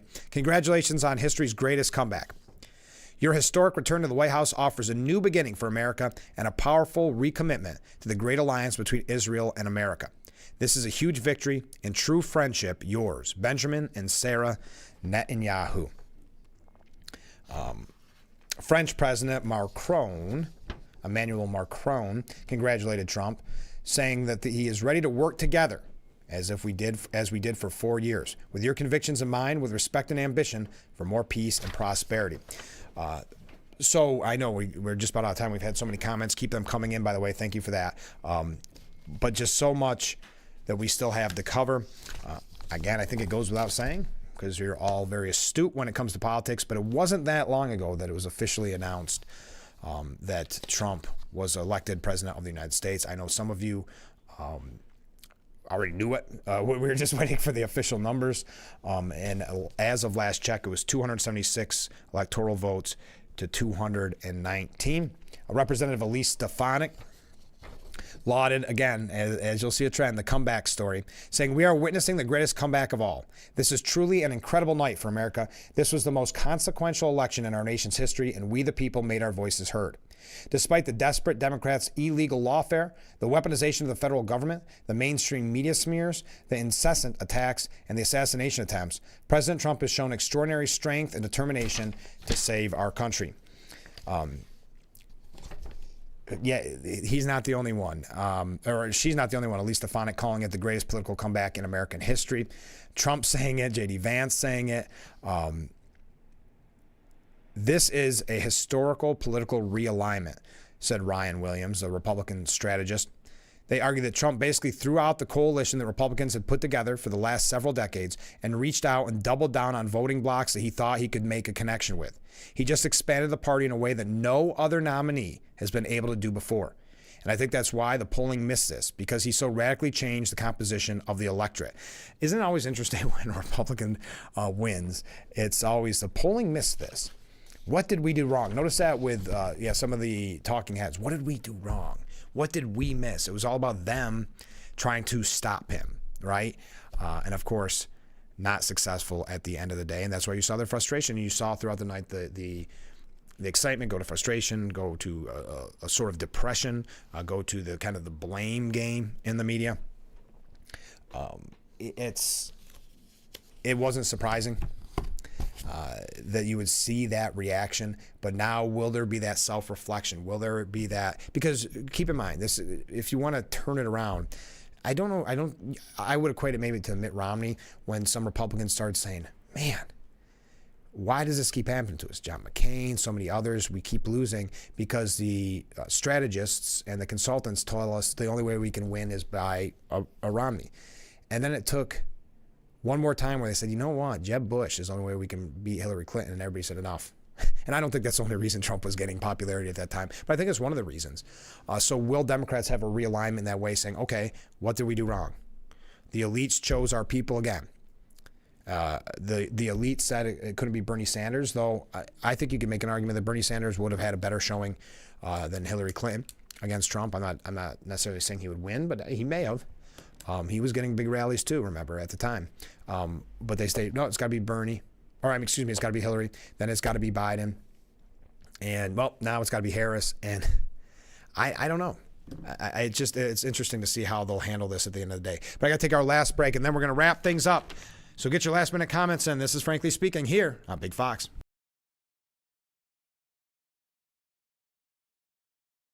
Isn't your wellness important? Don't you want more energy? Now's the best time to make every day better and relieve those achy muscles and pains than with the Hesselson's Hot Tub. Hesselson's has hot tubs in stock and available for immediate delivery with unbelievable savings. Hesselson's offers 0% interest-free financing for up to 5 full years. Hesselson's carries the only hot tub brand in the industry with the exclusive freshwater salt system that is eco-friendly and easy to use and only enhances your hot tubbing experience. Come in today and see why your next hot tub should be a Hesselson's hot tub. And remember, it's always fun to poke in the corners at Hesselson's. A mag knife taking this much abuse and didn't need sharpening. Introducing the incredible NutriBlade knives, coated with granite stone non-stick and made of stainless steel, one of the hardest substances on earth. Now everyone can chop, slice, and dice just like a pro. Order right now to get this professional 6-piece set of NutriBlades for just $29.95. We'll even ship them to you free. Get your own NutriBlade knives, the last knives you'll ever buy. It's a season of sharing. Having a good time has always been my #1 goal. I tend to get crazy. At my age, I should not be jumping up and down like that. And if you don't know what I mean, ask your mama. The young ones, y'all like, we don't know what you're talking about. But I promise you, in 30 years, you will. It's the best time in daytime. Weekdays at 2 p.m. on Big Fox.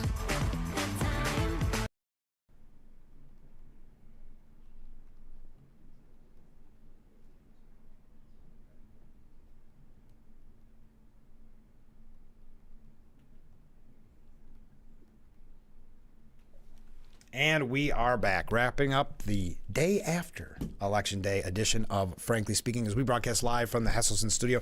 I'm your host, Frank Hakem. Thank you so much for joining us. Okay. What do we have time to get to? Not much of anything, but it really is the day of the comeback, at least the term the comeback. Michael Goodwin says Donald Trump is king of all comebacks 4 years after his sour defeat.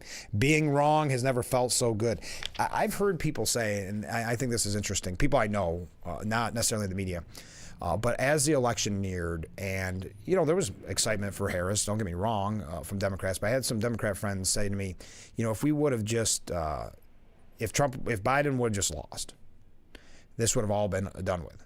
Our 4 years would have been up of Trump, and we've been moving on. Who knows if things would have went differently? Maybe Pence would have been running. I mean, it is interesting to think about. 4 years goes very quickly, and people don't realize that 4 years isn't the end of the world in a way. So when they see what could have been if they wouldn't have had to been put through this, and now they do have 4 more years of Trump. It's just interesting to see the reaction. Michael Goodwin saying, I didn't even think about whether the opponent would be Joe Biden or somebody else. As far as I was concerned, it didn't matter because Trump had proven to be so polarizing that he could only be a spoiler. By running in 2024, he would divide the GOP and effectively hand the presidency to the Democrats. Congress, too, would probably turn blue, leaving the GOP as a sad, sunken party, hanging on to some red state legislatures and state houses. Yet here we are, hailing the king of all comebacks. Although a few states remain to be called, victory has been secured. So basically saying, I'm glad I am wrong. That was Michael Goodwin. Oh my goodness, we are out of time for today's edition of Frankly Speaking. Thank you for all the comments, all the waves, just the all-around great conversation on what is the day that Donald Trump has been declared president of the United States, number 47, 45, and 47. So thank you to everybody who joined us with the comments, and thank you for the whole campaign season. All the candidates that joined us, all the conversation that we've had. The fun will continue every weekday morning starting at 6. So don't think it won't. Excuse me. We'll talk more about this tomorrow because I'm sure this is when the media, when the adrenaline of election night starts to wear off. This is when the media's coverage and the attacks and the anger are really going to start to bubble over. And this is when we watch closely, and we will talk about it on tomorrow's broadcast. So make sure you tune in every weekday morning starting at 6 a.m. for Frankly Speaking, only on WYDC TV, Big Fox. Have a great day, as I'm sure you will, and we will see you tomorrow morning, bright and early. I look forward to it already.